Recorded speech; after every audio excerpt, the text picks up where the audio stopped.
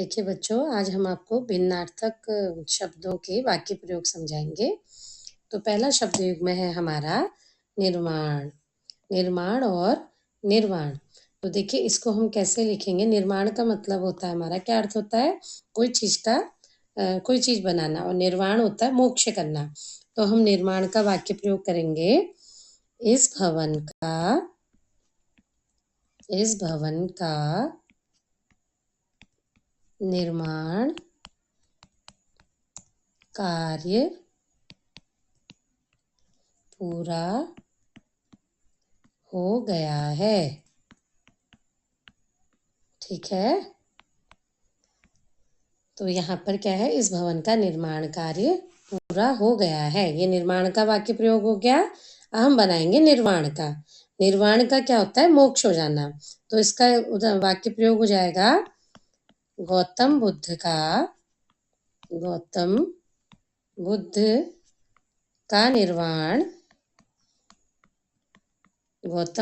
निर्वाण उत्तर प्रदेश के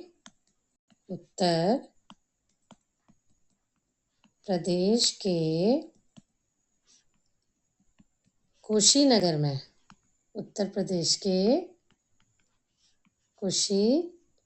में हुआ था। ठीक हो गया। देखिए यहाँ पर हमने निर्माण और निर्वाण को समझाया आपको। निर्माण का होता है इस भवन का निर्माण कार्य पूरा हो गया है। और निर्वाण का क्या वाक्य प्रयोग हुआ, गौतम बुद्ध का निर्वाण उत्तर प्रदेश के कुशीनगर में हुआ था। ठीक है बच्चों, आगे समझ में ना। अब देखिए इसका दूसरा शब्द युग में देख लेते हैं हम। प्रहर और प्रहार। तो प्रहर क्या होता है, देखो बेटा, प्रहर होता है जो हमारे दिन में प्रहर होते हैं। जैसे पहला प्रहर, दूसरा प्रहर, आठवां प्रहर। तो समय को बांटा गया, जैसे सुबह का समय, दोपहर का समय, ऐसी प्रहर होता है हमारे। तो इस प्रहर का जो वाक्य प्रयोग होगा, इसको हम ऐसे बनाएंगे, रात के दूसरे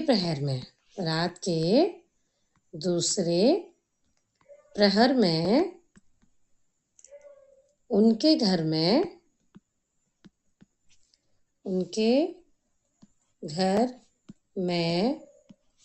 चोरी हुई। आया बच्चों समझ में आपको?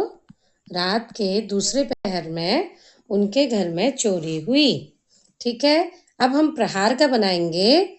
इसको लिखेंगे हम, चोर ने बड़ी जोर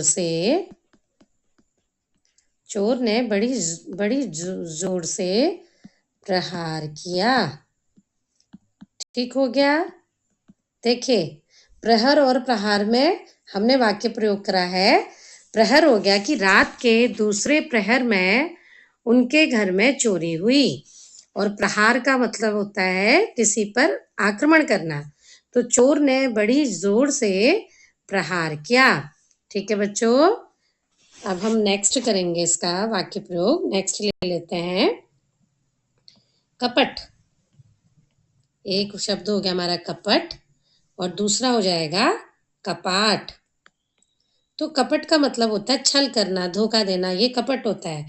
कपाट होता है द्वार को कहते हैं, किसी दरवाजों को कहते हैं कपाट। ठीक है, तो कपट का बनाएंगे हम वाक्य प्रयोग, महेश ने कपट से खेल जीता। ठीक हो गया, महेश ने कपट से खेल जीता। और कपाट का बनाएंगे हम, देखो, आज मंदिर के कपाट खोले जाएंगे। आगे बच्चों समझ में, आज मंदिर के कपाट खोले जाएंगे। तो इसमें देखिए कपट का बनाया हमने, महेश ने कपट से खेल जीता। और कपाट का बनाया हमने, आज मंदिर के कपाट खोले जाएंगे। ठीक हो गया। अब नेक्स्ट ले लेते हैं हम इसका शब्द युग्म लेते हैं दशा। क्या लेंगे? दशा। और दूसरा शब्द युग्म हम लेंगे दिशा। ठीक हो गया। देखो दशा का क्या अर्थ होता है? दशा होता है मतलब किसी की हालत या कोई स्थिति। ठीक है, वो दशा होती है। और दिशा होती है हमारी जो हमारी पूर्व पश्चिम उत्तर दक्षिण 4 दिशाएं हैं ना, इसका ये होती है हमारी दिशा। तो हमने दशा का वाक्य प्रयोग बनाना है। देखिए दशा का वाक्य प्रयोग क्या होगा? मोहन के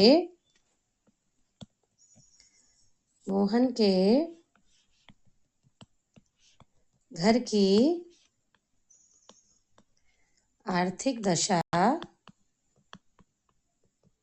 मोहन के घर की आर्थिक दशा ठीक नहीं है। ठीक हो गया। और दिशा का क्या बनाएंगे हम? दिशा का बना लेते हैं राम का घर उत्तर दिशा में है। ठीक हो गया बच्चों। दिशा का क्या बनाया हमने? राम का घर उत्तर दिशा में है। ठीक हो गया।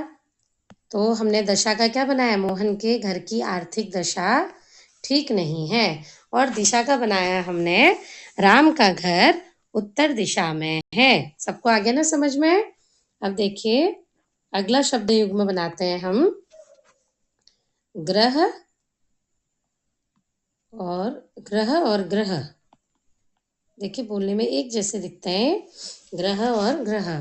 देखो ग्रह होता है हमारा मकान को कहते हैं, ठीक है, घर को कहते हैं। हमारा ग्रह बहुत बड़ा है या बहुत सुंदर है, कुछ भी लिख सकते हो आप।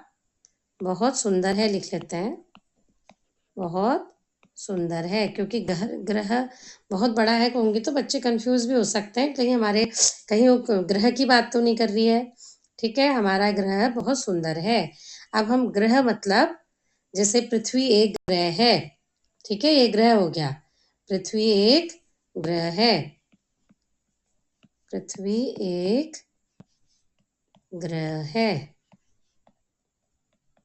ठीक हो गया ना बच्चों, समझ में आया ना आपको? एक ग्रह ग्रह और ग्रह में फर्क होता है, अंतर होता है। ठीक है, अब नेक्स्ट वाला करेंगे हम शब्द युग्म उदार। एक उदार है और एक उदर है।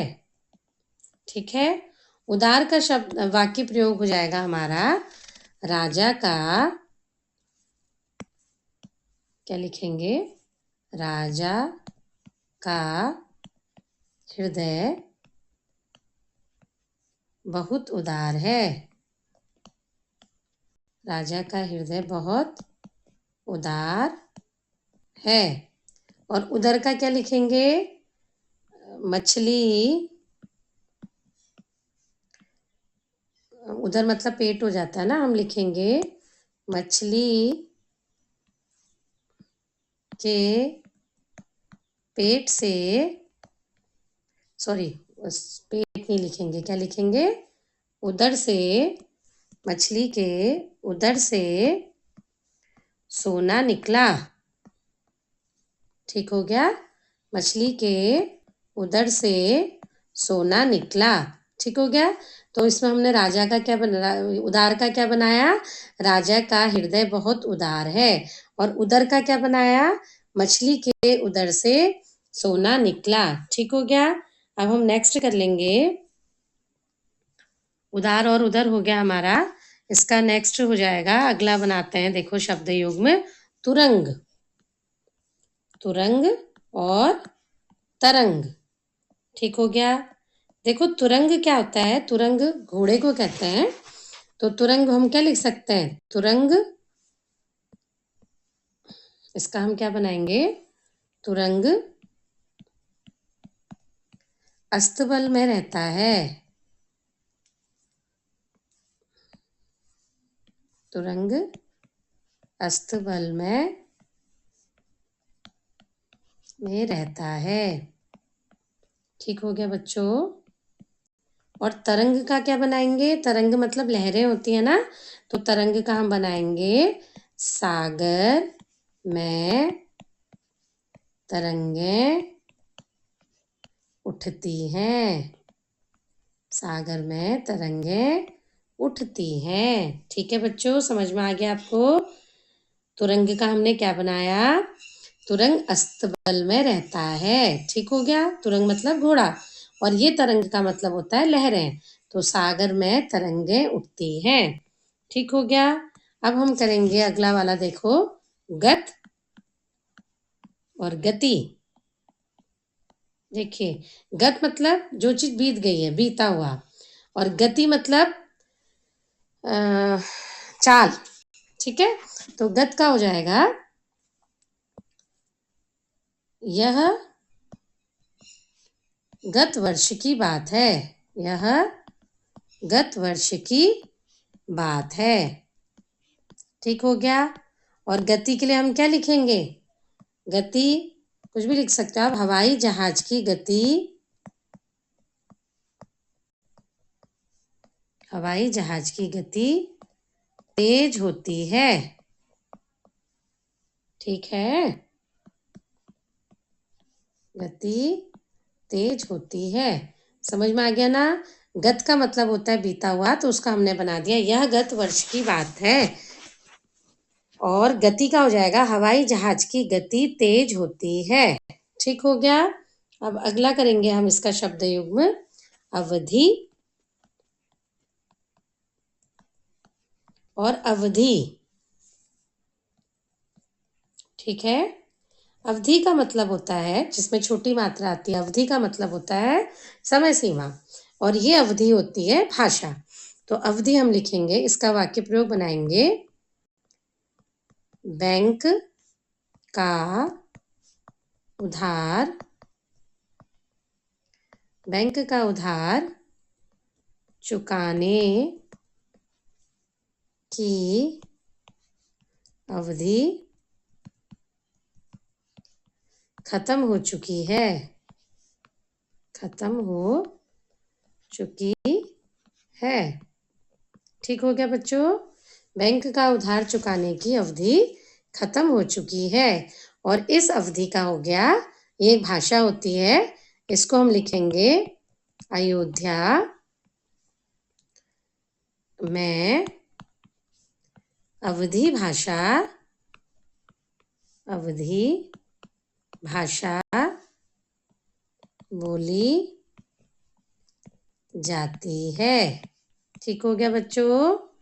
देखो, ये अवधि हो गया हमारा समय सीमा, तो यहाँ पे लिखेंगे हम, बैंक का उधार चुकाने की अवधि खत्म हो चुकी है। और ये अवधि है भाषा, तो इसमें अयोध्या में अवधि भाषा बोली जाती है। ठीक हो गया? अगला शब्द है हमारा, शब्द युग्म है सूत और सुत। देखो, सूत होता है, इसका वाक्य प्रयोग करेंगे हम, लिखेंगे, यह कपड़ा रुई के सूत से बना है। यह कपड़ा रुई के सूत से बना है। सूत मतलब क्या होता है? धागा। ठीक हो गया? और ये सूत होता है, बेटे को कहते हैं, पुत्र को कहते हैं सुत, छोटे ऊ की मात्रा, और ये सूत जो होता है, इसका मतलब होता है धागा। तो ये सूत का मतलब हो जाएगा, हम कहेंगे कर्ण कुंती का, कर्ण कुंती का सूत था। ठीक हो गया? अब क्लियर हो गया ना आपको? सूत का मतलब होता है धागा, और सुत का मतलब होता है बेटा। तो सूत का हमने वाक्य प्रयोग करा, यह कपड़ा रुई के सूत से बना है, और सुत का करा हमने कर्ण कुंती का, की नहीं, का, कर्ण कुंती का, लिखते लिखते, कर्ण कुंती का सुत था। ठीक है बेटा, ये आज आपको हमने शब्द युग्म के वाक्य प्रयोग समझाए। Thank you for watching.